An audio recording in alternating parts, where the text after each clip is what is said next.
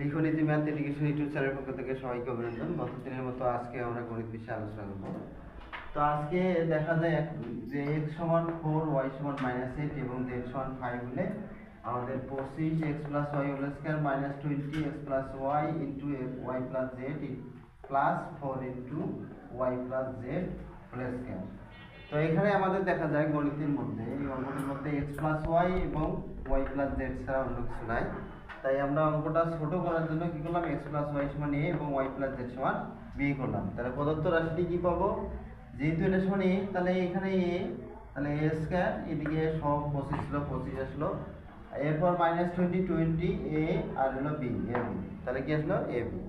এরপরে কি আসলো আমাদের প্লাস প্লাস আসলো 4 তাহলে কি আসলো y প্লাস z এর মান হলো b।